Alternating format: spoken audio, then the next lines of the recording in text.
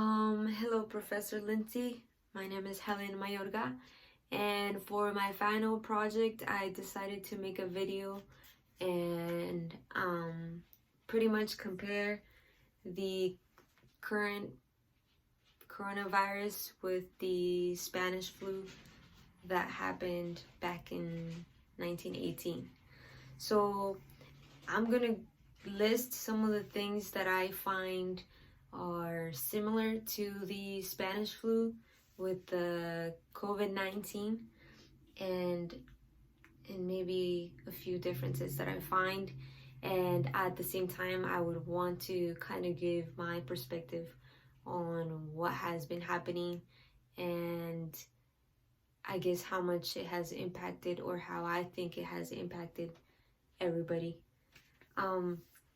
So the majority of my paper was based on an article that was written by Alan Moses, and it's titled 4 Lessons from the 1918 Spanish Flu Pandemic. So some of the differences that I think that I found on these two pandemics was the fact that the coronavirus is mainly, I guess it affects older people and a lot of kids, I guess. But with the Spanish flu, it was, I guess, younger people were more receptive to getting it. So that was one of the biggest differences that I noticed, that in our case and in our times, this pandemic doesn't seem to affect young people as much as the Spanish flu did back in 1918. One of the things that I guess I'm gonna go over the things that I find similar. So the fact that there's no cure for COVID-19, I think that's the same thing that happened back with the Spanish flu, that there was never a vaccine and they were never able to find a cure for it. So I think that's one of the biggest similarities that we see. And what I find interesting, I guess, is that even with all the technology and all the new advancements that we have, I guess, we still have not been able to find a cure for this pandemic. And it's something that it's surprising to me, because I would expect our current times to be, or our technology to be able to, I guess, or to be, I would expect this to be easier to find a cure as opposed to the times back then when they didn't have as much technology as we do now. So that's one of the biggest similarities that I found. So because there was no cure and because there's no cure now, the only thing that they found themselves doing, and we have been doing ourselves, is to practice social distancing. So that is the biggest thing, and that is actually listed on this article. The fact that the only way to prevent ourselves from getting the virus or from spreading it even more is isolating ourselves. And we have seen that now. We can even notice that in our school, where now we're not even able to go to school. We have to take online classes because of this. We have been forced to, in my case, I think, a lot of places have been closed. You're not able to go to a restaurant and just have dinner, and you're not allowed to be in big crowds and in places where there's too many people. So I think that's another similarity. The fact that social distancing has been pretty much the solution, I guess, to the problem. But yeah. And then another thing that I think I find interesting is the fact that situations like these, where you really don't have control of pandemics like these. And it doesn't just happen in one place of the world.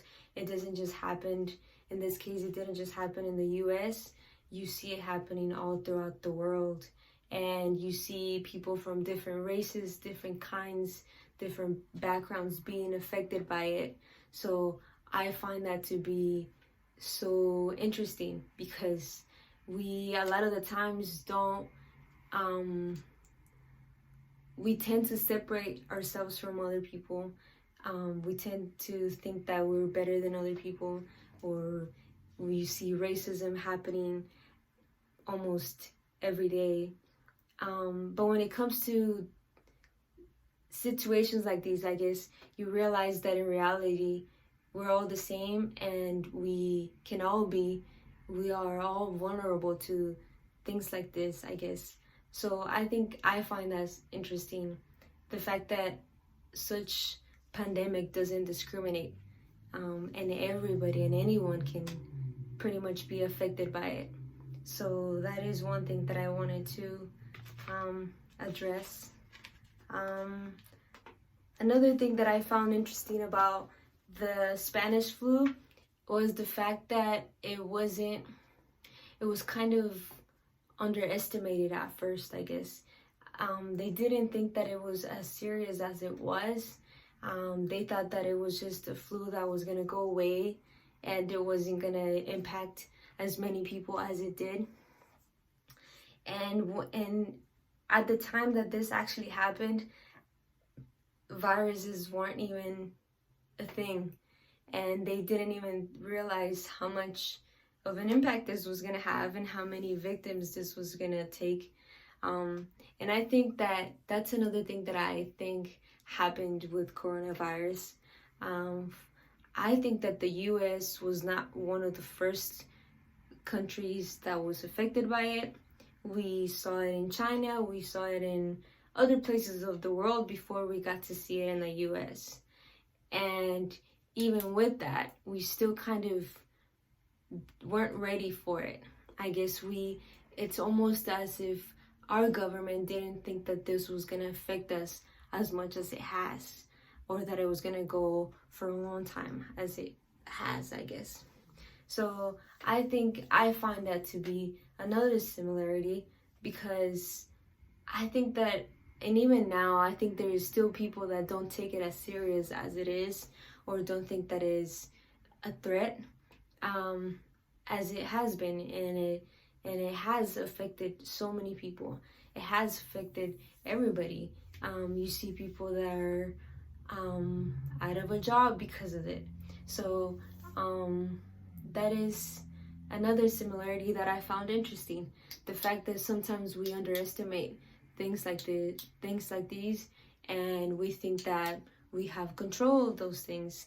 And because of that, because of maybe our government underestimating or not letting us know how bad of a situation it could be, we end up being affected by it even more than we would have had we been ready for it, I guess. I think that's pretty much it. Yeah. So I think the coronavirus it has been one thing that it has amazed me, I guess, to think that it's not amazing in a positive way, but it's crazy to think that we can be part of something like this, and that like you said, like a few years down the line, someone is going to be talking about this, and this is going to be part of our history. And when I got to see the research, when I got to do the research on the Spanish flu, I got to see how much impact that and how big of a deal that was. And I think that we don't realize now how big of a deal this virus is, but eventually it will be, and it's gonna be something that we're gonna look back to, I guess, and it's amazing to see it that way, I guess. But that's all I have. Let me know if you have any feedback or any questions, and I hope you liked my video. Thank you.